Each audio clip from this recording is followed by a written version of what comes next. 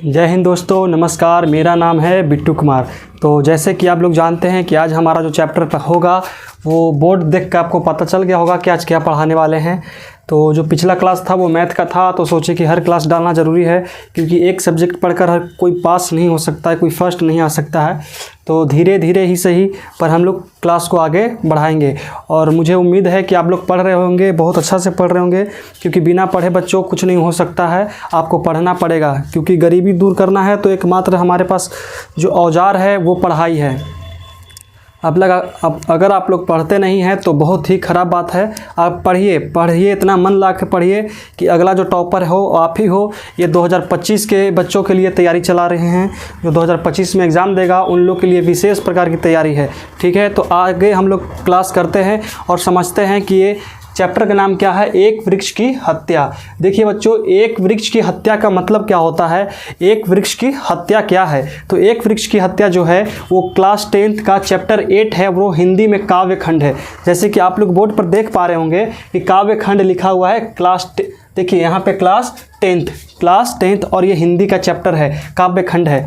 एक वृक्ष की हत्या में बताया जाता है कि एक पेड़ होता है और वो किसी के घर के सामने, किसी के घर के बाहर एक लगा रहता है, और उस पेड़ से हम लोग को समझ में आता है कि पेड़ को क्यों नहीं काटना चाहिए बच्चों। ठीक है, पेड़ को क्यों नहीं काटना चाहिए, क्योंकि पेड़ को काटना बहुत ही ख़राब बात है। आजकल देख रहे हैं कि जहाँ तहाँ घर बनाने के लिए पेड़ को काटा जा रहा है। तो पेड़ को काटने से क्या नुकसान होगा वो लोग हम आगे पढ़ेंगे। तो सबसे पहले हम लोग इसका लेखक परिचय कर लेते हैं बच्चों, क्योंकि बिहार बोर्ड में सब्जेक्टिव में तो नहीं आता है लेखक परिचय, लेकिन ऑब्जेक्टिव में अवश्य आता है। एकदम 100% है कि ऑब्जेक्टिव में 1 या 2 नंबर हमेशा आ जाता है। तो अगर आप समझते हैं कि हिंदी आसान है तो हिंदी उतना भी आसान नहीं है जितना आप समझते हैं। ठीक है, जितना हिंदी आसान नहीं है जितना आप लोग समझते हैं। तो सबसे पहले हम लोग समझेंगे लेखक परिचय। जो एक वृक्ष की हत्या है वो ऐसे ही तो किसी ने नहीं लिख दिया होगा, तो जिसने लिखा होगा वो कुछ सोच समझ कर ही लिखे होंगे। तो इसलिए हम लोग आज पढ़ लेते हैं सबसे पहले कि लेखक परिचय में क्या क्या उनके बारे में जानकारी दी जाती है बच्चों। तो चलते हैं, आगे निकलते हैं। देखिए, सबसे पहले हम लोग बात करें लेखक के, तो जो एक वृक्ष की हत्या है वो किसने लिखा है, किसके द्वारा लिखा गया है। ठीक है, तो समझते हैं। ऑब्जेक्टिव यहाँ से बहुत इंपॉर्टेंट है, वो ऑब्जेक्टिव यहाँ से हर ऑब्जेक्टिव एकदम याद करने वाली बात है। आप यहाँ से एक एक ऑब्जेक्टिव को ध्यान दीजिएगा, यहाँ से हर एक ऑब्जेक्टिव आपके लिए बहुत ही ज़रूरी है और हमेशा एग्जाम में पूछे जाने वाले प्रश्न यहाँ से आपको मिल जाएंगे। तो देखिए समझते हैं। सबसे पहले लिखा हुआ है कि लेखक परिचय। लेखक परिचय का मतलब कि इसका लेखक कौन है, तो बाबू इसका लेखक जो है कुंवर नारायण है। इसका लेखक कौन है, कुंवर नारायण। हम अगर आप पढ़ रहे होंगे, ऑफलाइन पढ़ रहे होंगे, ऑनलाइन पढ़ रहे होंगे, तो समझिए कॉपी या पेज लेकर के हम जैसे जैसे नोट्स करते हैं उसे आप भी करते जाइए तो ज़्यादा समझ में आएगा। ये नहीं कि सिर्फ फ़ोन की तरह, मोबाइल की तरह, फिल्म की तरह देखना, इसको समझने वाली बात नहीं है। आप एक पेन और पेपर ले लीजिए और हम जैसे जैसे बोलते हैं आप भी बोलते जाइए। हम तो सुन नहीं पाएंगे, लेकिन आप बोलिएगा तो ज़्यादा याद होगा। ठीक है, बिना बोलने आपको याद नहीं होगा, क्योंकि बोलने से जो है हमारा जो दिमाग है, जहाँ हम पढ़ते हैं वही दिमाग रहता है, इसलिए बोलना बहुत ही ज़रूरी है। इसलिए आप भी बोलते जाइए, जैसे जैसे हम पीछे पीछे बोलते जाएंगे वैसे वैसे आपको पीछे पीछे बोलना है। तो सबसे पहले समझते हैं कि लेखक, इसके लेखक कौन है। तो जो एक वृक्ष की हत्या है उसके लेखक कौन है बाबू, तो उसके लेखक है कुंवर नारायण। ठीक है, याद हो गया। एक वृक्ष की हत्या का लेखक कौन है, तो कुंवर नारायण है। अब देखते हैं कि इनका जन्म, अभी हम सिर्फ चैप्टर नहीं पढ़ेंगे, अभी हम लोग का चैप्टर नहीं पढ़ना है, अभी हम लोग को सिर्फ पढ़ना है लेखक परिचय। लेखक के बारे में ही पढ़ते हैं कि लेखक कौन थे, कहाँ घर था, क्या काम करते थे, कब से कविता लिखने के लिए स्टार्ट किए हैं, और जो एक वृक्ष की हत्या वो कहाँ से संकलित है। ठीक है, सब कुछ आज देखेंगे इस एक वीडियो में। एक वीडियो होगा, ये जो वीडियो है इससे हम समझेंगे कि लेखक परिचय। उसके बाद इसको मिटार करके, देखिए बाबू, इसको मिटार के जो चैप्टर है उसको स्टार्ट करेंगे। तो देखिए, ये हमारा स्मार्ट बोर्ड नहीं है कि यहाँ से बटन टिप दिए और आ गया।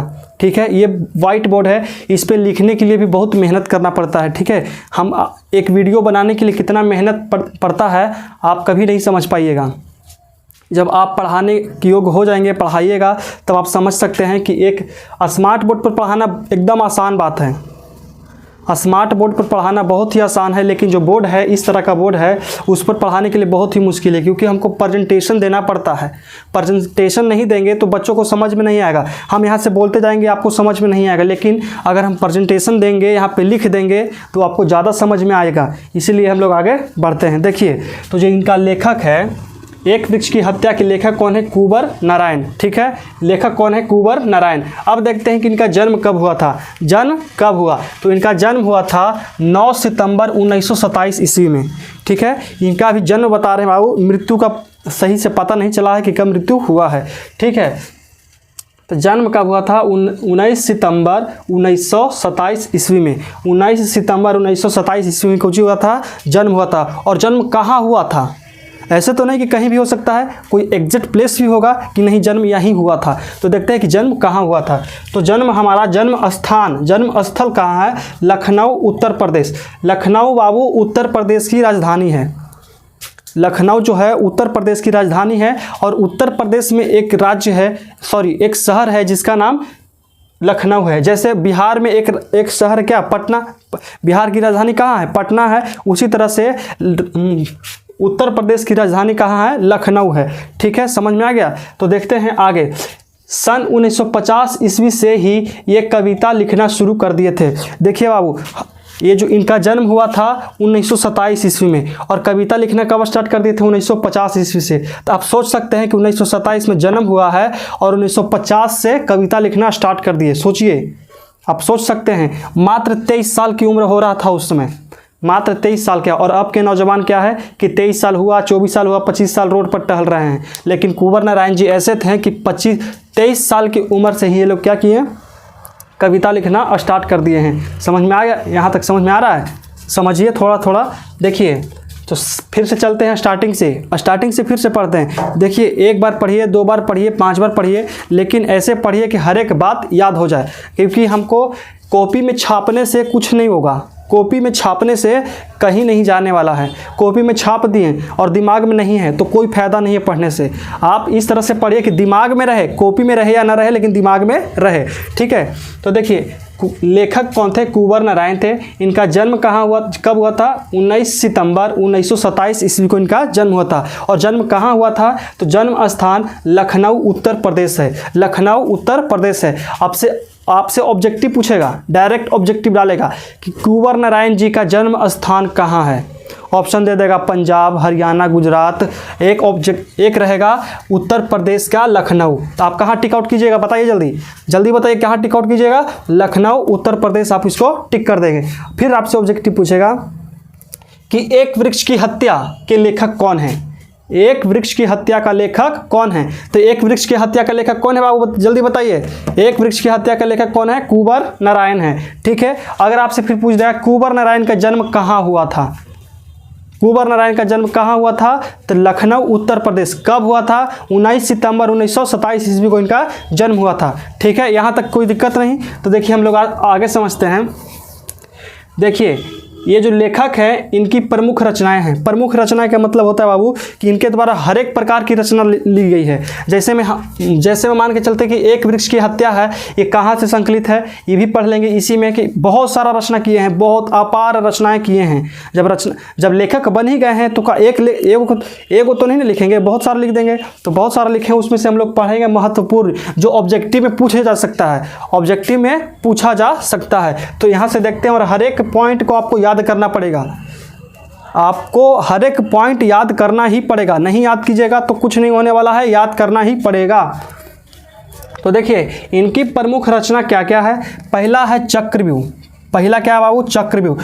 और जिसको हम टिक आउट करेंगे, जिसको हम अंडरलाइन करेंगे, आप समझिए कि वो बहुत ज़रूरी है। वो हर साल तो नहीं कर सकते, बट 1-2 साल बीच करके हमेशा पूछे जाने वाले ऑब्जेक्टिव हम निकाल देंगे यहाँ से। ठीक है, तो जिसको हम ऐसे अंडरलाइन करेंगे उसका मतलब समझिए कि बहुत ही क्या है, ज़रूरी है, इसलिए हम इसको अंडरलाइन कर रहे हैं। और देखिए, ये है चक्रव्यूह। उसके बाद होता है परिवेश। परिवेश उतना पूछता नहीं है, लेकिन आप याद करना है। पूछे या ना पूछे वो अलग बात है, लेकिन आपको याद करना है। तो दूसरा हो गया परिवेश। तीसरा है हम तुम। क्या है उसके बाद हम तुम, फिर कहता है इन दिनों। आप देखिए हम इसको सिर्फ अंडरलाइन कर रहे थे, तो अंडरलाइन किए तो समझ याद करने के लिए बोले, हम इसका कलर ही चेंज कर दिए हैं। सबको ब्लू से लिखे हैं, इसको ब्लैक से लिखे हैं। क्यों लिखे हैं? क्योंकि इन दिनों जो एक वृक्ष की हत्या है यहीं से संकलित है बाबू। जो एक वृक्ष की हत्या जो काव्य है वो कहाँ से संकलित है? इन दिनों से ही संकलित है। समझ में आ गया? ये कहाँ से संकलित है? तो इन दिनों से संकलित है। यहाँ तक कोई दिक्कत नहीं। आगे देखिए, आगे है आत्मजयी, उसके बाद क्या है? आत्मजयी। आत्मजयी भी बहुत जरूरी है बाबू। आत्मजयी भी बहुत ही इंपॉर्टेंट क्वेश्चन है। आत्मजयी तुमसे पूछ दिया जाए कि आत्मजयी रचना किसके द्वारा संकलित है? किसके द्वारा संकलित है? तो क्या आपका आंसर क्या होना चाहिए? आपका आंसर होना चाहिए कुंवर नारायण। आपका आंसर क्या होना चाहिए? कुंवर नारायण। ठीक है, आगे देखते हैं। अपने समान, अपने सामने। ठीक है, अगला था आप अपने सामने, कोई दूसरा नहीं। अगला है कोई दूसरा नहीं। फिर कहता है आकारों के आसपास, आकारों के आसपास। ठीक है, आकारों के आसपास। उसके बाद है मेरे साक्षात्कार, ये भी बहुत जरूरी है बाबू। मेरे साक्षात्कार, मेरे साक्षात्कार भी क्या है? बहुत ही जरूरी है। समझ में आ गया? तो आगे देखते हैं, आगे क्या है? आज और आज से पहले, आज और आज से पहले। तो ये थे इनके प्रमुख रचनाएं। ऐसे तो रचना इनके बहुत सारे हैं, आप पढ़ भी नहीं सकते, उतना सारा इनका रचना है। लेकिन हमको क्लास 10th में जो मोस्ट वेरी वेरी इंपॉर्टेंट जो है वही हमको यहाँ से निकाले हैं। तो यहाँ तक आपका कोई दिक्कत नहीं होगा, मुझे उम्मीद है कि यहाँ तक आपको समझ में आ गया होगा। चलिए तो आगे देखते हैं। तो आगे देखने के लिए अब देखते हैं कि इनके इतने सारे रचनाएं रचे हैं। आप सोचिए कि आप कोई खेल खेलते हैं, कोई क्रिकेट खेलते हैं, कबड्डी खेलते हैं, चाहे ये वीडियो चाहे लड़की देख रही हो, बच्चियाँ देख रही हो, लड़के देख रहे हो, आप हर एक प्रकार के खेल खेलते हैं, उसमें आपको पुरस्कार मिलता है। अगर आप जीत गए तो पुरस्कार मिलेगा और नहीं जीते तो पुरस्कार नहीं मिलेगा। लेकिन आप कुछ कीजिएगा उसके ऊपर पुरस्कार मिलता है। तो देखिए ये इतने सारे रचनाएं रचे हैं, इनके लिए भी इनको पुरस्कार मिला है। तो देखते हैं कौन कौन सा पुरस्कार मिला है।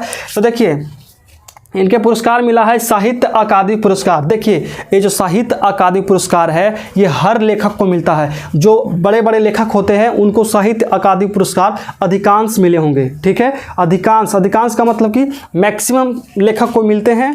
क्या मिलते हैं? तो साहित्य अकादमी पुरस्कार, लेखक जो साहित्य अकादमी पुरस्कार है वो बहुत ज़्यादा को मिलते हैं। तो यहाँ तो कोई दिक्कत नहीं। अब हम लोग आगे समझते हैं। कुमारन आकाशन, कुमारन आकाशन पुरस्कार, कुमारन आकाशन पुरस्कार। देखिए कुमारन आकाशन पुरस्कार ये भी एक प्रकार का पुरस्कार है जो किनको मिला है? कुंवर नारायण को मिला है। हर एक यहाँ से बहुत ही इंपॉर्टेंट ऑब्जेक्टिव निकलेगा बाबू, यहाँ से बहुत ही ज़रूरी ऑब्जेक्टिव निकलेगा। अब देखते हैं अगला है व्यास सम्मान। व्यास सम्मान देखिए पीछे पीछे बोलिए। पहला क्या है? साहित्य अकादमी पुरस्कार, साहित्य अकादमी पुरस्कार। दूसरा है कुमारन आकाशन पुरस्कार, कुमारन आकाशन पुरस्कार। अगला क्या है? व्यास सम्मान, व्यास सम्मान। तीसरा है प्रेमचंद्र पुरस्कार। प्रेमचंद पुरस्कार भी बहुत जरूरी है बाबू, पूछेगा कि प्रेमचंद पुरस्कार किस कवि को मिला था? प्रेमचंद पुरस्कार किस कवि को मिला था? तो किस कवि को मिला था आप बता सकते हैं? तो मिला था किनको? कुंवर नारायण को। कुंवर नारायण को। अगला मिला है लोहिया सम्मान, सबसे जरूरी सबसे इंपॉर्टेंट कौन सा है? लोहिया सम्मान। यहां तक समझ में आ गया? लोहिया सम्मान, लोहिया सम्मान। अब देखिए तीसरा अगला जो है कबीर सम्मान। क्या है? कबीर सम्मान। कबीर सम्मान भी बहुत जरूरी है बाबू, इसलिए इसको याद करना भी बहुत जरूरी है। ठीक है, तो देखिए ये जो लास्ट पॉइंट है ये सबसे ज़्यादा इंपॉर्टेंट है। सबसे ज़्यादा का मतलब बहुत इंपॉर्टेंट है। देखिए क्या है यहाँ पे लिखा, यह कविता कुंवर नारायण के कविता संग्रह इन दिनों से संकलित है। देखिए हम ऊपर आपको बताए थे ना कि इन दिनों से क्या संकलित है? एक वृक्ष की हत्या एक किताब है, एक किताब है, उसका नाम है इन दिनों। उसका नाम क्या है? इन दिनों। जो किसके द्वारा लिखा गया है? जो लिखा गया है कुंवर नारायण के द्वारा। और इन दिनों से ही एक कविता है, एक काव्य है, एक वृक्ष की हत्या, इन दिनों से ही संकलित है, इन दिनों से ही उठाया गया है। जैसे आप मैथ बनाते हैं, बहुत सारा मैथ बनाते हैं, उसमें से एक क्वेश्चन उठाकर पूछते हैं किसी से कि चलिए हम 10वां का त्रिकोणमिति पढ़ रहे हैं, त्रिकोणमिति से हमको 49 नंबर क्वेश्चन बताइए, कितना नंबर? 49 number question. तो देखिए उस किताब में बहुत सारा क्वेश्चन है, उसी तरह से एक क्वेश्चन हम निकाल दिए। उसी तरह से है जो एक वृक्ष की हत्या है, मात्र एक कविता है, एक काव्य है, जो वहाँ से इन दिनों से निकाला गया है। ठीक है, यहाँ तक समझ में आ गया। तो देखिए एक बार फिर से ऊपर से चलते हैं, आप ध्यान से समझिए, ध्यान से समझिएगा तभी कुछ हो सकता है, नहीं समझते तो नहीं होगा। देखिए कुंवर नारायण, लेखक कौन? कुंवर नारायण। जन्म कब हुआ था? 19 सितंबर 1927 ईस्वी को। 19 सितंबर 1927 ईस्वी। जन्म स्थान कहाँ है? तो लखनऊ उत्तर प्रदेश। याद कर लीजिए, लेखक कुंवर नारायण का जन्म स्थान कहाँ है? तो लखनऊ उत्तर प्रदेश। सन 1950 ईस्वी में ही इन्होंने कविता लिखने की शुरुआत कर दी थी। तो कविता कब से लिखना स्टार्ट कर दिए? तो 1950 ईस्वी से ही शुरुआत कर दी थी। तो अब आपसे पूछेगा कि जो कुंवर नारायण है कितने वर्ष से कविता लिखना शुरू कर दिया था? आप जल्दी बताइए। 1927 में जन्म हुआ था और 1950 से कविता लिखना शुरू कर दिए, तो कितने साल के हुए? बताइए जल्दी, कितने साल के हुए? जल्दी जल्दी जोड़ घटाव कीजिए, कितने साल के हुए? तो मात्र 23 साल की उम्र से ये कविता लिखना शुरू कर दिए। तो इनके प्रमुख रचनाएं कौन कौन है? चक्रव्यूह है, परिवेश है, हम तुम है, इन दिनों। इन दिनों बहुत जरूरी है बाबू, क्या है? इन दिनों बहुत जरूरी है। फिर आत्मजयी, अगला क्या होगा? आत्मजयी। फिर अपने सामने, फिर कोई दूसरा नहीं, फिर उसके बाद आकारों का आसपास, मेरे साक्षात्कार। यहाँ तो कोई दिक्कत नहीं। अब देखिए आज और आज से पहले, आज और आज से पहले। उसके बाद है पुरस्कार, देखते हैं तो साहित्य अकादमी पुरस्कार, फिर कुमारन आकाशन पुरस्कार, समझ में आ गया? कुमारन आकाशन पुरस्कार। उसके बाद है व्यास सम्मान, प्रेमचंद्र पुरस्कार, लोहिया सम्मान, कबीर सम्मान। इस तरह से पुरस्कार इनको मिला गया है। ठीक है, और इनका जो यह कविता कुंवर नारायण के कविता संग्रह इन दिनों से संकलित है। तो आपसे पूछेगा कि जो एक वृक्ष की हत्या है किस कविता संग्रह से संकलित है? तो आप बता सकते हैं किससे संकलित है? तो यह संकलित है इन दिनों से। किससे संकलित है? इन दिनों से।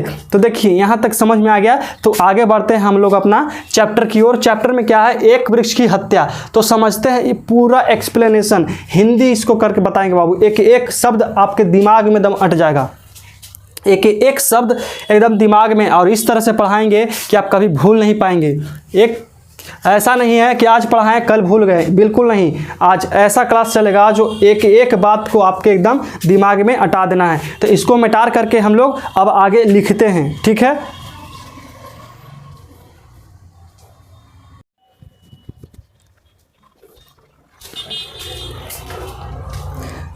तो चलिए प्यारे दोस्तों, आप वहाँ तक समझ गए होंगे, मुझे पूर्ण विश्वास है कि आप वहाँ तक समझ गए होंगे। तो अब हम लोग चलते हैं अपने अध्याय की ओर बढ़ते हैं कि हमको चैप्टर के अंदर क्या क्या पढ़ना पड़ेगा। चैप्टर के अंदर क्या क्या पढ़ना पड़ेगा। पीछे हम लोग क्या पढ़ लिए? पीछे हम लोग पढ़ लिए लेखक परिचय, कि लेखक के बारे में क्या क्या बातें थी जो हमसे पूछ सकता था बिहार बोर्ड, जो हमारे क्वेश्चन में बिहार बोर्ड में क्वेश्चन आ सकता था, वो सब हम लोग पूछ लिए हैं, देख लिए हैं। अब देखते हैं कि हमारा जो अर्थ है, जो एक वृक्ष की हत्या है, ये एक प्रकार का इस तरह से दिखेगा, लेकिन हम आपको हिंदी में भी इसको समझा देंगे ताकि हिंदी में आप समझ जाइएगा। एक कहानी की तरह इसको समझना है बाबू, एक कहानी की तरह एकदम समझना है। आपकी बड़ा से बड़ा कहानी समझ जाइएगा। आपको बचपन में दादी कहानी सुनाती थी, मम्मी कहानी सुनाते थे, दादा कहानी सुनाते थे, तो आप उतना छोटा थे फिर भी आपको हर एक कहानी याद हो जाता था। अगर आपसे दादी पूछे कि कल आपको किस बारे में बताए थे, तो एक लड़का, एक लड़की, एक गुड़िया, चांद मामा, हर एक के बारे में बताए थे। उस उम्र में भी आपको हर एक बात याद हो जाता था। उसी प्रकार से आज हम इसको भी पढ़ेंगे ताकि आपको हर एक बात याद हो जाए। ठीक है, तो आगे देखिए कैसे पढ़ते हैं। देखिए हिंदी अर्थ भी इसका हम लोग पढ़ेंगे। तो सबसे पहले देखते हैं कि अब की घर लौटा तो देखा वह नहीं था। अब की घर लौटा तो देखा वह नहीं था। लेखक कहते हैं कि अब की घर लौटा तो वो देखा कि वह नहीं था। तो कौन नहीं था? लेखक बाहर गए हुए थे, प्रदेश गए होते, कुछ काम उनसे अपन गए होंगे। तो लेखक कहते हैं कि अब की घर लौटा तो देखा वह नहीं था। तो कौन नहीं था? तो देखिए आगे समझते हैं। वही बूढ़ा चौकीदार वृक्ष, वही बूढ़ा चौकीदार वृक्ष। कवि कहते हैं कि अब की घर लौटा तो देखा वह नहीं था। तो आगे हमको मिला पढ़ने के लिए कि अब की घर लौटा तो देखा वह नहीं था। तो कौन नहीं था? तो वही बूढ़ा चौकीदार वृक्ष। अब की घर लौटा तो देखा वह नहीं था। तो कौन नहीं थे? तो वही चौकीदार बूढ़ा वृक्ष। हम लोग वृक्ष को बूढ़ा इसलिए कह रहे हैं क्योंकि वो जो पेड़ है वो बहुत उम्र का, मतलब बहुत पुराना, एकदम बहुत, जो आप अपने गांव में देखे होंगे पुराना बड़ा बड़ा वृक्ष मिलता होगा, उसी को कहते हैं पुराना वृक्ष, मतलब बूढ़ा वृक्ष। तो देखिए अब की घर लौटा तो देखा वह नहीं था। तो कौन नहीं था बच्चों? जल्दी बताइए। कि वही बूढ़ा वृक्ष। आपसे पूछेगा कि एक वृक्ष की हत्या में जो वृक्ष है वो कैसा था, जवान था या बूढ़ा था। तो आपको बताना क्या है, वो वृक्ष कैसा था, बूढ़ा था। ठीक है, समझ में आ गया यहाँ तक। अब इसका हिंदी परिचय भी लास्ट में देख लेंगे, पहले इसको समझते हैं, इसको ही समझ करके हिंदी निकाल लेंगे हम लोग। ठीक है, तो पहले यहाँ तक हम लोग पढ़ लिए, अब आगे देखिए पढ़ते हैं। तो कहता है, देखो वृक्ष कैसा था बाबू, वृक्ष था बूढ़ा। वृक्ष कैसा था, वृक्ष बूढ़ा था। अब देखते हैं कि जो है जो हमेशा मिलता था घर के दरवाजे पर तैनात। आप देखिए, आप खुद सोचिए ना कि आप कुत्ता पालते होंगे, आप कुत्ता पालते होंगे, बिल्ली पालते होंगे, हर एक प्रकार के जानवर पालते होंगे। आप मान के चलिए कोचिंग करने गए और आप एक कुत्ता पाले हुए हैं और बहुत ही प्यार करते हैं उस कुत्ते को, बहुत मानते हैं। बहुत मानते का मतलब बहुत मानते हैं आप उसको, एकदम अच्छा से एकदम मानते हैं, घर का सदस्य की तरह मानते हैं। आप कोचिंग करने गए और देखें कि वो हमेशा गेट पर बांधा हुआ रहता था।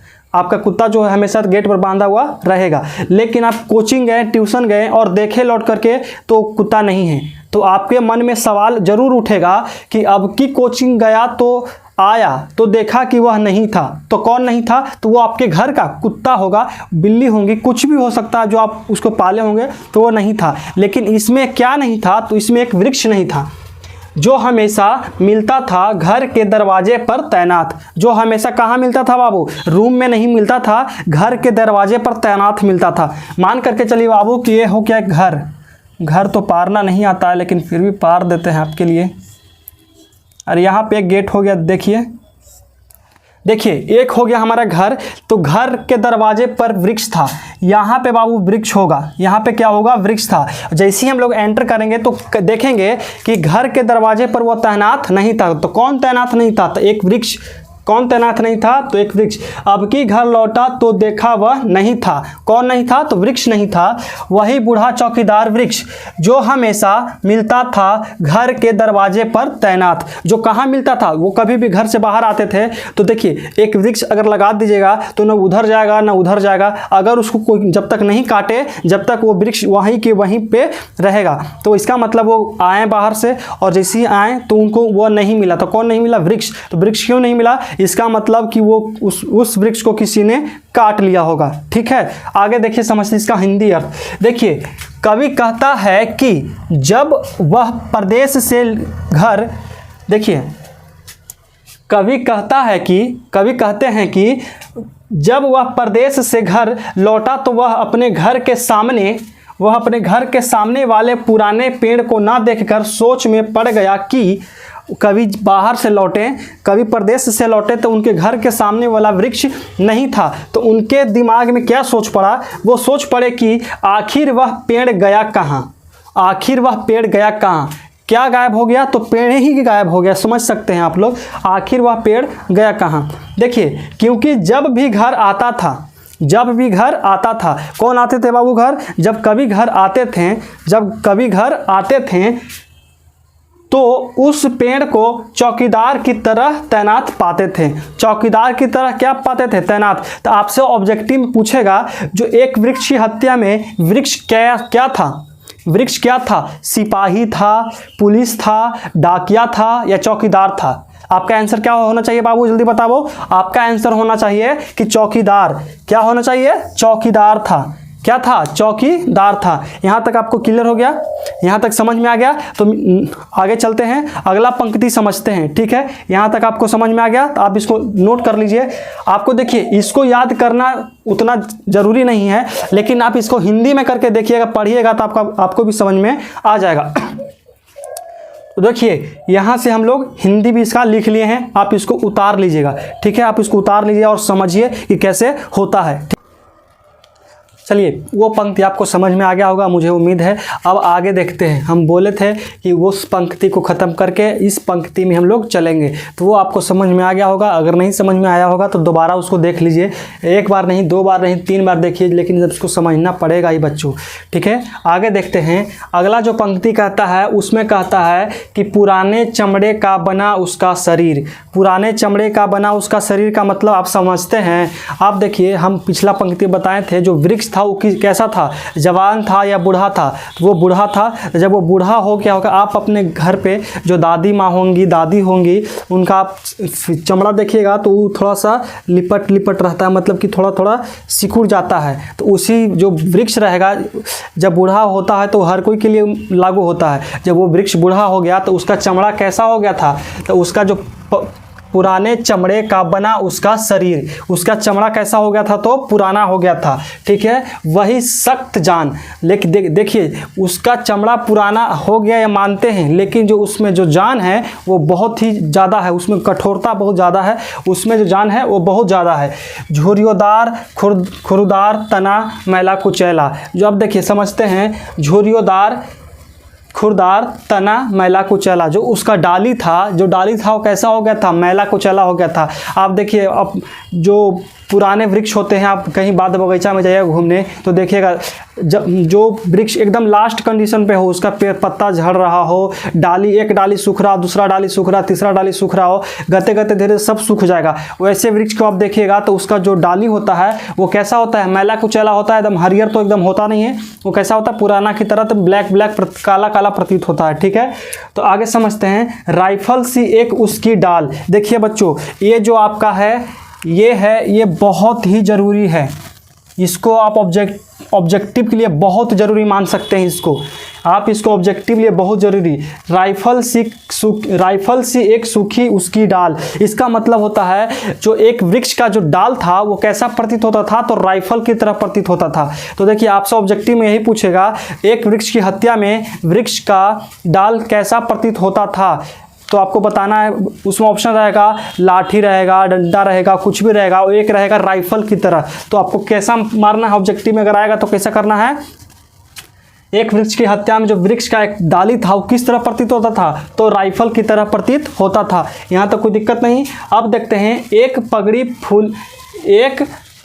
फूल पत्तीदार। एक पगड़ी फूल पत्तीदार का मतलब होता है बाबू, वो पेड़ पूर्ण रूप से अभी तक सूखा नहीं था, उसका जो ऊपर रहता है। आप देखिए जो पेड़ ऐसे मान के चले कि हम बचपन में से पेड़ पारे होंगे, बहुत लेकिन ऐसे पेड़ पारते होंगे। ठीक है, ऐसा बहुत सारा पेड़ आप लोग पारे होंगे। तो देखिए यहाँ से मतलब मान के चल कि इतना दूर सूख गया इधर का, लेकिन इधर का जो भाग है अभी हरा हरा है, हरा भरा है, कुछ पेड़ कुछ पत्ती उसमें लग रहा है। इसलिए इसमें बताया जा रहा है कि एक पगड़ी फूल पत्तीदार, पाँव में फटा पुराना जूता। पाँव में फटा पुराना जूता का मतलब देखिए, वो तो आदमी है नहीं कि वो जूता पहनेगा पाँव में, उसके लिए कुछ अलग हमारे सेंस निकलेगा, कुछ अलग अर्थ निकलेगा। तो अर्थ ये निकलेगा कि देखिए जो उसका जो जड़ था वो देखिए, अक्सर क्या होता है कि कस के आंधी चलता है तो कितना पेड़ कवर जाता है, कितना पेड़ नहीं कवरता है। तो जो पेड़ कवर जाता है बाबू वो अक्सर पुराने पेड़ होते होंगे, और नहीं अगर तो समझिए जो उनका जो जड़ है वो मिट्टी के साथ बहुत स्ट्रांगली, मतलब कि बरियार से नहीं पकड़ रहता है। ठीक है, जो उसका जड़ है, जो जड़ है वो मिट्टी के साथ ज़्यादा कस के पकड़े हुए नहीं रहता है। अब देखिए आप इतना कस के मुट्ठी बांधिए। ठीक है, आप जवान हैं, मुट्ठी कस के बांधिए, और एक बूढ़े होंगे, एकदम बहुत बूढ़े होंगे, उनको बोलिए मुट्ठी बांधने के लिए। आप उनका मुट्ठी आसानी से खोल दीजिएगा, इससे करके आप उनका मुट्ठी ऐसे करके आसानी से खोल दीजिएगा। लेकिन आप ऐसे मुट्ठी कस के बांध देंगे और आपको कोई अगर आप उनसे बोलिए कि हमें खोल के दिखाइए तो उनसे नहीं खुलेगा, लेकिन आप उनका मुट्ठी आराम से खोल दीजिएगा। तो उसी तरह से कहता है कि पाँव में फटा पुराना जूता था। ठीक है, अब देखिए, चरमराता लेकिन अखड़ बलबूता। चरमराता लेकिन अखड़ बलबूता मतलब सोचिए वो वृक्ष पुराना हो गया था, ठीक है, लेकिन जो उसमें बल था वो बल अभी भी कोची है, बहुत ज़्यादा बचा हुआ है बल, मतलब कि अभी भी उसमें क्षमता है कि अभी जी सकता है वो। ठीक है, देखिए, चरमराता लेकिन अखड़ बलबूता है। चरमराता लेकिन अखड़ बलबूता वाला वो वृक्ष था। उसमें क्या होता है कि पुराना तो हो गया, लेकिन कि उसमें जो बल है वो अभी भी बच रहा है, उसमें अभी भी बल है कि वो सर्वाइव कर सकता है, भी और कुछ दिन जी सकता है। अगर ये आपको सब्जेक्टिव में दे दिया जाए तो किस तरह से लिखेंगे, देखिए नीचे हिंदी में समझते हैं। कहता है वह पेड़ अधिक दिनों के होने के कारण उसका हरापन खो चुका था। वो बहुत, हम बताएं ऊपर में बताएं कि वो पेड़ बहुत पुराना था, इसलिए वो अपना हरापन खो दिया, वो गते गते धीरे धीरे सूख रहा है। ठीक है, डालें सूख गई थी। डाली जो क्या थी, सूख गई थी। पत्ती झड़ गए थे, जो पत्ती क्या थे, वो झड़ रहे थे। ये आपको लिखना पड़ेगा, ठीक है। पत्ती क्या हो रहे थे, झड़ रहे थे। लेकिन पेड़ का ऊपरी भाग फूल पत्ती से भरा था। जो पेड़ का जो ऊपर वाला जो शीर्ष था, सबसे ऊपर जो था, वो देखिए मेरा ऊपर ही है, तो ये क्या है, वो पत्ती से, फूल पत्ती से हरा भरा था, ठीक है। अब देखते हैं, जो पगड़ी के समान लगता था, जो उसका, आप देखें तार के पेड़ देखोगे, तार के पेड़ आप देखिए, आप अगर बिहार से होंगे तो तार का पेड़ अधिक दिख जाएगा। अक्सर ये बिहार के लिए है, तो बिहार में तार का पेड़ में क्या होता है कि तार तो ऐसे सीधे होता है, तार ऐसे सीधे होता है, लेकिन उस पर एक एकदम ऐसे रहता है, तार हरियर कलर का रहता है, ठीक है। यहाँ पे कुछ कुछ फलता फूलता है, जिसको कहते हैं फेदा उदा बोलते हैं उसको, ठीक है। तो ये देखिए पगड़ी की तरह प्रतीत हो रहा है कि नहीं हो रहा है, पगड़ी की तरह प्रतीत होता है कि नहीं होता है। तार का पेड़ का पगड़ी की तरह प्रतीत होता है। और बड़ा बड़ा पेड़ भी देखिएगा, तब आप मूवी में देखे होंगे, बड़ा बड़ा वृक्ष, भूतनाथ मूवी देखिएगा तो उसमें बड़ा बड़ा वृक्ष मिलेगा, और उसमें एकदम पेड़ का पत्ती कैसा प्रतीत होगा, तो पगड़ी की तरह, पगड़ी के समान लगता था। पेड़ पुराना होने के कारण उसका, पेड़ क्या था, पुराना होने के कारण तना खुरदुरा था। जो पेड़ था वो पुराना होने के कारण उसका जो डाली था, पेड़ था, वो कैसा था, तो खुरदुरा हो रहा था। खुरदुरा का मतलब कमज़ोर होते जा रहा था, ठीक है। हर कठिन परिस्थितियां में वह पेड़ बिना डरे बहादुर की तरह, बिना डरे मतलब कि मान के चलेगी हर परिस्थिति, चाहे आंधी आ जाए, बंडोबा आ जाए, बरसात आ जाए, गर्मी आ जाए, कैसे भी आ जाए, लेकिन वो हर परिस्थिति में वो चौकीदारी करता था। नहीं कि भाग जाता था, भाग तो नहीं सकता है, लेकिन क्या किया जाए, पढ़ने के लिए है तो पढ़ लेते हैं। वो हर परिस्थिति में डटा हुआ रहता था। देखिए यहाँ तक पढ़ लिए थे कि हर परिस्थिति में वह पेड़ बिना डरे बहादुर की तरह वह खड़ा रहता था। समझ में आ गया आपको, यहाँ तक समझ में आ गया तो कोई अच्छी बात है। अब चलते हैं अगला पंक्ति में क्या कहता है और कैसे कहता है, क्या समझते हैं, और बहुत ही अच्छा से देखिए। अगर आपको ये समझ में आ रहा होगा तो बहुत अच्छी बात है, और नहीं आ रहा हो तो थोड़ा सा फिर से इसको पढ़ लीजिए। हम जो थोड़ा बोलते हैं वो थोड़ा स्पीड बोलते हैं, तो आप इसको स्पीड कम करके, अगर जो विद्यार्थी का IQ लेवल तेज होगा वो इस स्पीड को पकड़ सकता है, और जिसको लगता है कि नहीं हम स्पीड बोलते हैं, हम नहीं समझ पा रहे हैं, तो जो यूट्यूब अगर पढ़ रहे होंगे तो उसको जो स्पीड होता है उसको थोड़ा सा कम कर लीजिए, हम धीरे धीरे बोलने लगेंगे। और जिसको लगता है कि हम गते गते बोलते हैं वो इस वीडियो को रफ्तार तेज कर दीजिए, हम और स्पीड बोलने लगेंगे, ठीक है। यहाँ तक आपको समझ में आ गया होगा, तो आगे चलते हैं, ठीक है। देखिए इसको जो पढ़ाने में हमको भार नहीं पड़ता बाबू, देखिए इसको हम पढ़ाने के लिए 5 मिनट में इसको पढ़ा दिए, ठीक है, 5 मिनट में इसको पढ़ा दिए, लेकिन लिखने में इसको बहुत टाइम लगता है। इसको यहाँ से यहाँ तक लिखने में हमारा बहुत टाइम लगता है। और ऐसा बात नहीं कि जैसे तैसे लिख देंगे तो वो भी दिक्कत है, जैसे तैसे नहीं, हमको हैंडराइटिंग बैठा कर लिखना पड़ता है कि अगला जो बच्चा है वो समझ में आ जाए। ये नहीं कि हम लिख देंगे जैसे तैसे तो आप समझ में नहीं कीजिएगा, तो किसके लिए हम पढ़ा रहे हैं, ये आपके लिए पढ़ा रहे हैं। अगर आप नहीं पढ़िएगा तो हम किसके लिए पढ़ाएंगे बताइए। इसलिए हमको साफ साफ लिखना, हमारे पास स्मार्ट बोर्ड है नहीं, मतलब कि स्मार्ट बोर्ड है नहीं कि डायरेक्ट यहाँ से प्रेस किए पूरा पंक्ति आ गया, खाली हमको कलम से अंडरलाइन करना है, ऐसे से वैसे आसान पड़ता है पढ़ाने बाबू, लेकिन ऐसे बहुत मुश्किल है, ठीक है। अगला पंक्ति में हम लोग चलते हैं। देखिए आपको वहाँ तक समझ में आ गया होगा। अब आगे चलते हैं। हर बार मिटाना पड़ता है, हर बार लिखना पड़ता है बच्चों, इसलिए हमको थोड़ा सा कष्ट होता है। आप लोग कोऑपरेट कीजिए और समझने का कोशिश कीजिए। बोर्ड कैसा भी हो, डिजिटल बोर्ड अब निकला है। डिजिटल बोर्ड का जो फैशन है वो 2-3 साल के अंदर में निकला है, लेकिन पहले इस तरह का बोर्ड पर ये बच्चे पढ़ते थे। तो आप ऐसा मत सोचिए कि जो टीचर बोर्ड पर पढ़ाते हैं वही अच्छे पढ़ाते होंगे, और जो टीचर ऐसा बोर्ड पर पढ़ाते हैं वो ख़राब पढ़ाते होंगे। ऐसा बिल्कुल भी नहीं है। बस नॉलेज होना चाहिए, पढ़ाने का तरीका होना चाहिए, वो बोर्ड पर हो या कॉपी पर हो, ठीक है। तो आप यहाँ से समझिए क्या क्या होता है। देखिए आगे का जो पंक्ति बोलता है, धूप में बारिश में, धूप में बारिश में, गर्मी में सर्दी में, धूप हो या बारिश हो, गर्मी हो या सर्दी हो, आप खुद सोचिए ना कि आपके घर के बाहर एक घर आंगन में एक अमरूद का पेड़ लगा लीजिए। अमरूद का पेड़ एक हर, देखिए ज़्यादातर के घर में एक अमरूद का पेड़ होता है, पपीता का पेड़ होता है। तो देखिए चाहे तो धूप आए पेड़ वहीं रहेगा, सर्दी आए पेड़ वहीं रहेगा, गर्मी आए पेड़ वहीं रहेगा, और क्या क्या आना चाहिए, सर्दी हो, गर्मी हो, बारिश हो, धूप में कहीं कुछ भी आ जाए, लेकिन पेड़ वहीं पे रहता है, हमेशा चौकन्ना। लेकिन यहाँ पे जो वृक्ष की बात हो रहा है, धूप में बारिश में, गर्मी में सर्दी में, हमेशा चौकन्ना अपने खाकी वर्दी में तैनात रहता था। अपने खाकी वर्दी में क्या रहता था? तैनात। देखिए यहाँ पे खाकी वर्दी का मतलब क्या होता है बाबू? खाकी वर्दी का मतलब आप देखे होंगे, आप देखिए एक पुलिस होता है, उसका जो ड्रेस होता है एकदम चितकावर होता है, एकदम मतलब कि चितकावर होता है। कैसा हम आपको बताएं, देखिए इस तरह का होता है, ये जो है इस तरह का होता है। तो उसी तरह बताता है कि जो वृक्ष का जो वर्दी है वो कैसा हो गया था? तो खाकी हो गया था। आपसे ऑब्जेक्टिव पूछेगा जो वृक्ष का जो वृक्ष है उसका जो वर्दी है वो किस तरह का प्रतीत होता है? तो खाकी वर्दी की तरह प्रतीत होता है। ठीक है, तो देखिए धूप में, बारिश में, गर्मी में या सर्दी में हमेशा चौकन्ना अपने खाकी वर्दी में, वो मतलब धूप आ जाए, गर्मी आ जाए, सर्दी आ जाए, चाहे तो बारिश आ जाए, वो हर परिस्थिति में चौकन्ना रहता था। कहाँ रहता था? तो घर के बाहर दरवाजे पे। कैसा रहता था? तो खाकी वर्दी में तैनात रहता था। देखिए अगर हम इसका हिंदी अर्थ समझते हैं तो देखिए कैसा लिखा रहेगा। कवि कहता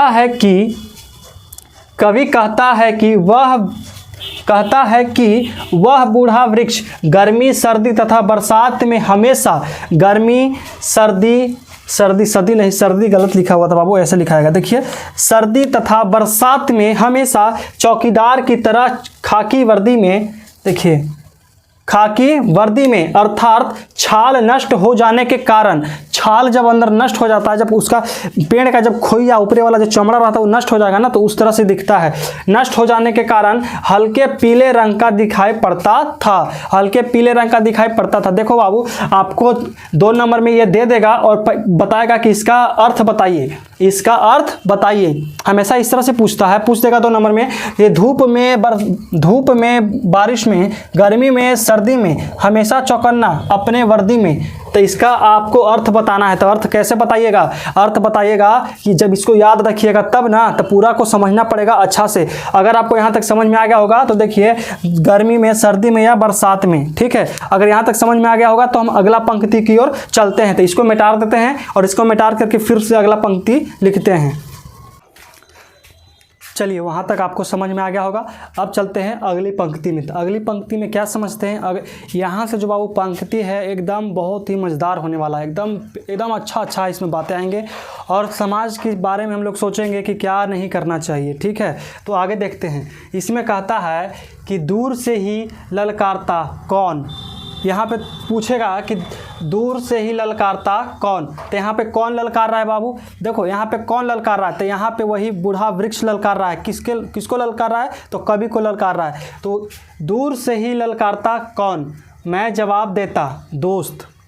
जब देखिए ये असल घटना नहीं है, बस उनके मन का भ्रम है। वो सिर्फ सोचते हैं कि मेरे दरवाजे पे एक पेड़ है और मैं जब भी बाहर से आता हूँ तो वो मुझसे पूछता है कि कौन, क्योंकि वो तो चौकीदार है।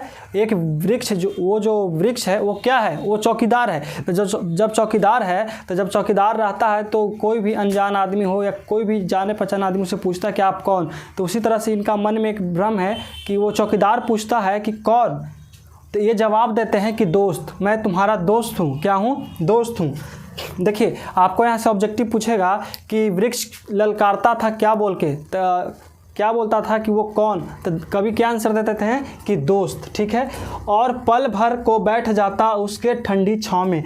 आप देखिए एकदम धूप में से आइए और घर में लाइन कटा हुआ है, बाहर एक पेड़ है, तो आप कहाँ बैठिएगा? रूम में बैठिएगा कि बाहर बैठिएगा? आप मान के चलिए कि रूम में आ गए, एकदम आराम से कहीं से आ रहे हैं, एकदम पूरा गर्मी हो कर आ रहा है, तो पूरा शरीर में पसीना चल रहा है।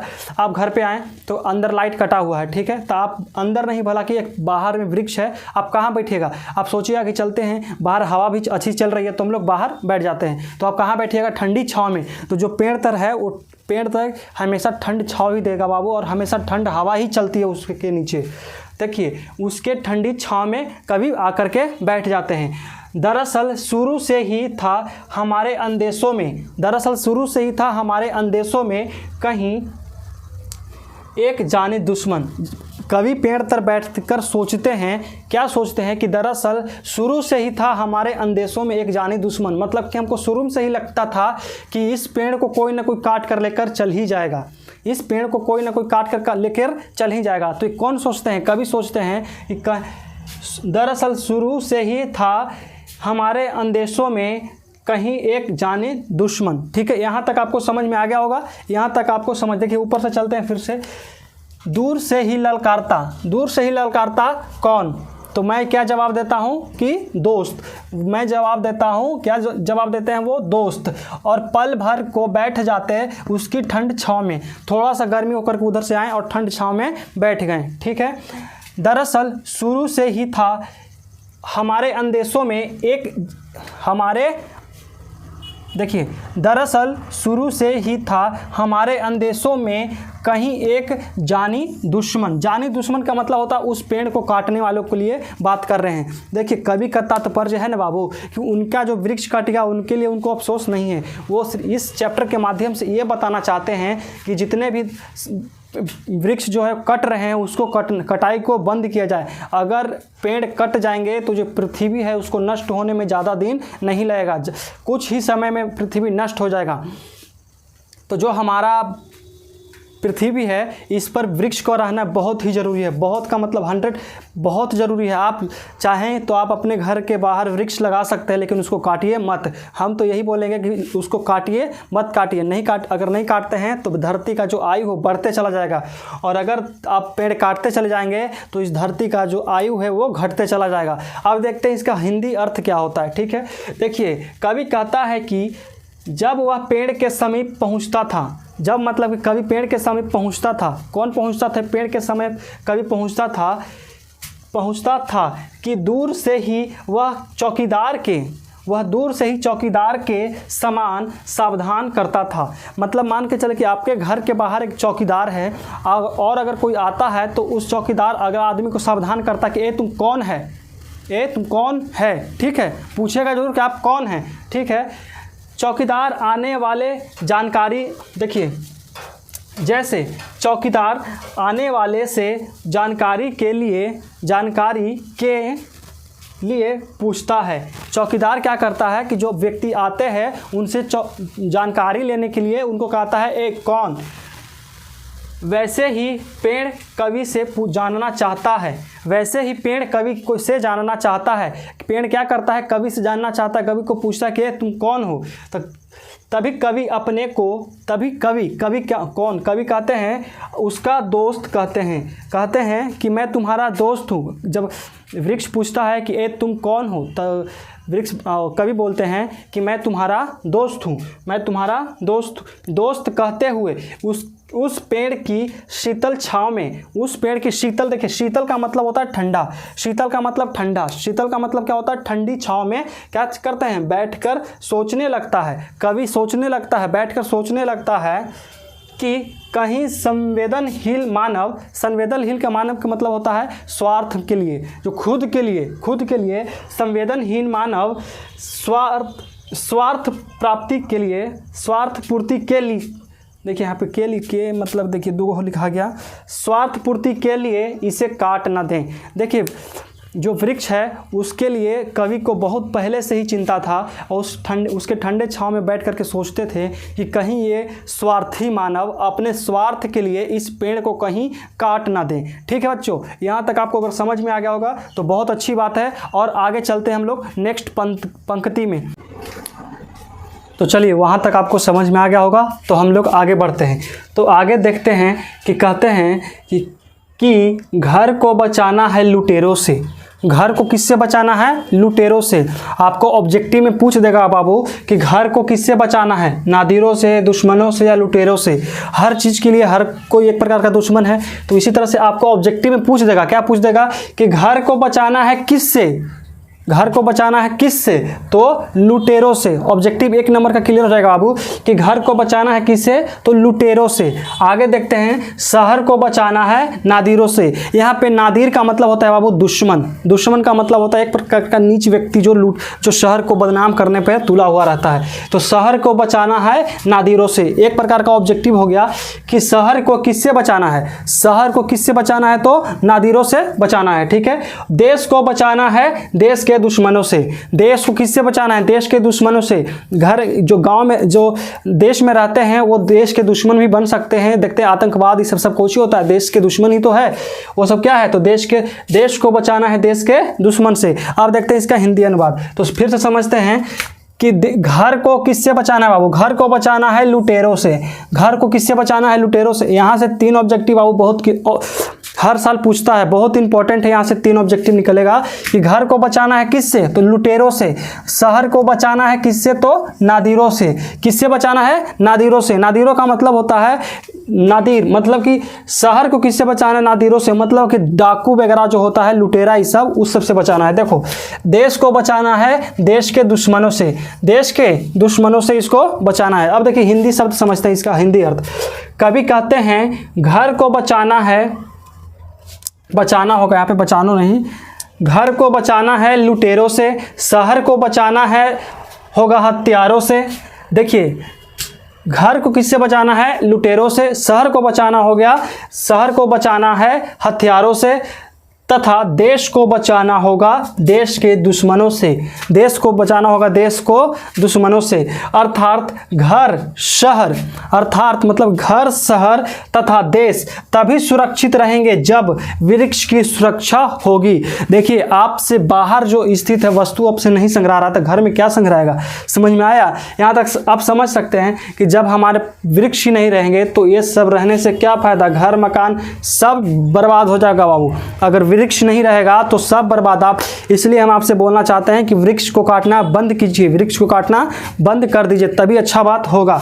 तो फिर से समझते हैं, कवि कहते हैं घर को बचाना है लुटेरों से, शहर को बचाना होगा हथियारों से। शहर को किससे बचाना है, हथियारों से। हथियार देखिए, नादिर का मतलब होता है हत्यारा। नादिर का मतलब क्या होता है, हत्यारा। नादिर का मतलब हत्यारा। तथा देश भी यहाँ लिखा हुआ है, वहाँ तक हो गया। तथा देश को बचाना होगा देश के दुश्मनों से।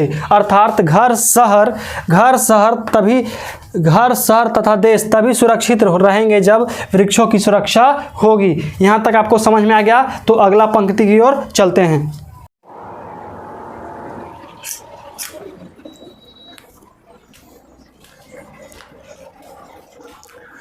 चलिए, मुझे उम्मीद है कि आपको वहाँ तक समझ में आ गया होगा। तो ये हमारा कविता का सबसे लास्ट पंक्ति है, सबसे अंतिम पंक्ति है, और इसी के माध्यम में हम लोग समझेंगे कि अपने देश को, विदेश को कैसे बचाना है, नदी को कैसे बचाना है, कैसे कैसे क्या क्या करना है। तो देखते हैं, इसमें समझते हैं। देखिए, इसमें सबसे पहले लिखा हुआ है कि बचाना है। अब क्या क्या बचाना है और किससे क्या क्या बचाना है, ये हमको देखना है। तो आप देखते हैं कि नदियों को बचाना है, नदियों को बचाना है किससे, नाला हो जाने से। नदियों को बचाना है किससे, नाला हो जाने से। नदियों को बचाना है नाला हो जाने से। आप समझते हैं कि गंगा नदी इतना प्रदूषण है। देखिए, बिहार का सबसे पवित्र नदी, भारत का सबसे पवित्र नदी गंगा नदी है। क्या गंगा नदी पवित्र है, साफ है इसलिए क्या उसको पवित्र बोलते हैं, बिल्कुल नहीं। वो गंगा नदी में बहुत ही ज़्यादा प्रदूषण है, बहुत ज़्यादा गंदगी है, फिर भी उसको पवित्र। तो आप गंगा नदी से एग्जाम्पल में मान सकते हैं, समझ में आ रहा है। इसलिए नदियों को बचाना है नाला हो जाने से। नदियों किससे बचाना है, नाला हो जाने से। आपसे ऑब्जेक्टिव में बाबू जो ये सब है इतना ज़रूरी है कि बहुत ही ज़्यादा ऑब्जेक्टिव में आता है, हद से ज़्यादा एकदम ऑब्जेक्टिव में। हर बार एक न एक ऑब्जेक्टिव आपसे ज़रूर पूछ देगा कि नदियों को बचाना है किससे, नदियों को बचाना है किससे, तो नाला हो जाने से। आगे देखते हैं कि हवा को बचाना है धुआं हो जाने से। हवा देखते हैं प्रदूषण कितना ज़्यादा फैल रहा है। प्रदूषण आपको समझ में आता है, प्रदूषण आप देखिए, गांव देहात में रहिएगा तो प्रदूषण उतना नहीं मिलता, लेकिन जैसे बाहर में जाइएगा इतना प्रदूषण कि सांस लेने में आपको प्रॉब्लम होगा, उतना प्रदूषण फैल रहा है। पर्यावरण को आपको संभालना पड़ेगा, ठीक है। खाने को बचाना है जहर हो जाने से। खाने को किससे बचाना है, जहर हो जाने से। देखिए, इसका मतलब क्या होता है, खाना को जहर होने से कैसे बचाएंगे, तो उसको बचाने का तात्पर्य यह है कि आप खाद वगैरह कम डालिए, उसमें खाद वगैरह क्या डालिए, कम डालिए। देखते हैं इतना खाद का प्रयोग होता है, उसमें इतना खाद का प्रयोग हो रहा है। आप जब चीज खाइएगा, बाहर से जितना सामान खाते हैं सब में खाद है, सब में खाद है। यहाँ से आपका एक जीके बता रहे हैं कि अगर आपसे पूछ दिया जाए कि भारत का पूर्ण जैविक राज्य, भारत का पूर्ण जैविक राज्य, जैसे का मतलब पूर्ण जैविक का मतलब होता है वहाँ पर खाद का उत्पादन बिल्कुल नहीं होता है, जितना भी होता है सब पर्यावरण के अकॉर्डिंग होता है। पूर्ण जैविक राज्य तो सिक्किम है। खाद का पूर्ण जैविक राज्य कौन सा है, सिक्किम है। यहाँ तक समझ में आ गया। अब देखते हैं, बचाना है जंगल को मरुस्थल हो जाने से। बचाना है किससे, तो जंगल को किससे बचाना है, मरुस्थल। मरुस्थल का मतलब बंजर जमीन हो जाने से। पेड़ जब काटिएगा तो आप जब पेड़ काटिएगा तो स्वाभाविक है कि पेड़ कटेगा तो बंजर हो जाएगा, मरुस्थल हो जाएगा। तो मरुस्थल हो जाएगा तो हमारे लिए वर्षा भी नहीं होगा। जहाँ जहाँ पेड़ की संख्या ज़्यादा है, वृक्षों की संख्या ज़्यादा है बाबू, वहाँ बारिश बहुत ज़्यादा होता है। आप अमेज़न जंगल का नाम सुने होंगे, समझ में आया? अमेज़न जंगल का नाम सुने होंगे, भारत का फेफड़ा उसे कहा जाता है, क्योंकि वहाँ इतना ज़्यादा पेड़ है, इतना ज़्यादा पेड़ है। भारत का क्षेत्रफल कितना है? आप में से कितनों को मालूम है कि भारत का क्षेत्रफल कितना है? तो भारत का क्षेत्रफल है 32,87,263 किलोमीटर। कितना है? 263 किलोमीटर है बाबू, किलोमीटर स्क्वायर है। देखिए भारत का जो क्षेत्रफल है 32,87,263 किलोमीटर स्क्वायर है, लेकिन जो अमेज़न जंगल का जो क्षेत्रफल है वो 55 लाख किलोमीटर है। कितना किलोमीटर है? 55 लाख। जितना में भारत है ना, भारत, जैसे कि आप पूरा भारत को देखते होंगे, पूरा भारत को आप देखते होंगे। देखिए थोड़ा टेढ़ा मेढ़ा है, हमको पढ़ना उतना अच्छा से आता नहीं है, लेकिन फिर भी देखिए ट्राई करते हैं। देखिए जो भारत का क्षेत्रफल है वो 32 लाख किलोमीटर स्क्वायर में है, लेकिन जो अमेज़न जंगल है वो 55 लाख किलोमीटर स्क्वायर में। इसका मतलब कि भारत से भी बड़ा है, वो भारत से भी बड़ा, और उसमें सिर्फ जंगल ही जंगल है। आप उसमें नहीं रह सकते। अगर आपको उसमें छोड़ दिया जाए तो आपका ज़िंदगी ख़त्म हो जाएगा, लेकिन उस जंगल से बाहर नहीं निकल सकते हैं। समझ में आ गया? अगर जंगल के थोड़ा सा अंदर भी आपको छोड़ दिया जाए तो आपको पता ही नहीं चलेगा कि किधर जाना है किधर नहीं जाना है, सिर्फ पेड़ ही पेड़ है। समझ में आया? तो उसको भारत पृथ्वी का फेफड़ा कहा जाता है, क्योंकि पृथ्वी का जो पूरा ऑक्सीजन है उसका 22 से 23% सिर्फ अमेज़न जंगल से ही आता है। समझ में आ गया? यहाँ तक आप समझ में आ गया होगा। तो आप यहाँ देखते हैं, कभी आगे कहते हैं कि नदी को बचाना है नाला हो जाने से, ऊपर ही पढ़ा है, नदी को बचाना है नाला हो जाने से, हवा को बचाना है धुआं हो जाने से, हवा को बचाना है धुआं हो जाने से, तथा बचाना है खाना को जहर बनने से। बचाना है किससे? खाना को जहर हो जाने से। खाना को जहर का मतलब कि आप खाद्य पदार्थ का यूज़ कम करें तो खाना सुरक्षित रहेगा। देखते हैं पहले सबका जो आदमी है, पहले जो हमारे दादा परदादा सब होते हैं वो 80 साल 90 साल 100 साल जीते हैं, लेकिन अब का जो मनुष्य है, मानव है, उसका एवरेज ज़िंदगी 65 साल हो गया है। एवरेज का मतलब कि स्वस्थ मानव 65 साल ही जी सकता है। उससे ज़्यादा जी लिया तो अच्छी बात है, खाद्य पदार्थ का यूज़ कम करता है। ठीक है, अब देखते हैं, इतना ही नहीं, जंगल को मरुस्थल हो जाने से। जंगल को किससे बचाना है? मरुस्थल हो जाने से। मनुष्य को जंगली हो जाने से। मनुष्य को जंगली का मतलब वो मनुष्य आखिरकार जंगली ही तो होते जा रहा है, पेड़ काट रहा है। पेड़ तुम्हारा क्या बिगाड़ा है? नदी को आप प्रदूषण कर रहे हैं, हवा में प्रदूषण फैला रहे हैं, क्या बिगाड़ा है? पर्यावरण आपको क्या बिगाड़ा है? बताइए। आपसे कुछ खाना मांग रहा है, कुछ भी नहीं, वो तो कह रहा है कि आप हमको रहने दीजिए, हम आपको और ज़्यादा ज़िंदगी देंगे। पर्यावरण बोलता है कि आप हमको छोड़िए, हम आपकी ज़िंदगी को बढ़ा देंगे, हम आपके उम्र को लंबी कर देंगे। समझ में आता है यहाँ तक? चलिए देखिए, इसका तात्पर्य यह है कि इस कहानी से हम क्या सीखते हैं। ये जो काव्य है इससे हम क्या सीखते हैं, एक वृक्ष की हत्या से हम क्या सीखते हैं, थोड़ा सा नीचे देख लेते हैं। इसका तात्पर्य यह है कि पेड़ पौधों की रक्षा नहीं किया जाएगा तो, अगर पेड़ पौधों की रक्षा नहीं करते हो, नहीं आप लोग काटते हैं, अगर नहीं काटेंगे तो अच्छा बात, अगर काटते हैं तो क्या हो जाएगा? मानव सभ्यता भी नहीं बचेगी।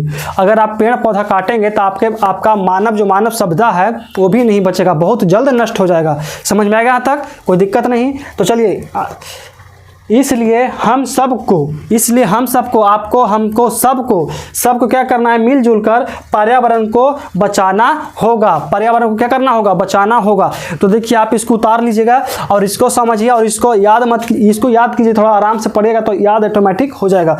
तो आज का वीडियो इतना ही रहता है और मिलते हैं नेक्स्ट क्लास में। अगर आगे देखते हैं कौन सा टॉपिक लेकर के हम आते हैं। अगर आपको मेरा पढ़ाई अच्छा लगा होगा तो कमेंट, देखिए लाइव तो है नहीं कि तुरंत आप हमको बता दीजिएगा, लेकिन जिस वक्त इसको पढ़िएगा, जब पढ़िएगा, आज पढ़िए, 2 महीना बाद पढ़िए, साल भर बाद पढ़िए, कभी पढ़िएगा, तो अगर आपको अच्छा लगा हो, थोड़ा सा भी अगर मेरा वीडियो से आपको कुछ सीखने के लिए मिला होगा, इस एक्सरसाइज से अगर कुछ सीखने के लिए मिला होगा, तो आप इसको कमेंट करके थोड़ा सा कुछ लिख दीजिएगा कि हाँ हमको अच्छा लगा, खराब लगा। तो हम, अगर अच्छा लगा होगा तो हम और अच्छा से पढ़ाएंगे, अगर आपको समझ में नहीं आएगा तो हम इसको और सुधारेंगे। ठीक है, तो मिलते हैं अगला क्लास में।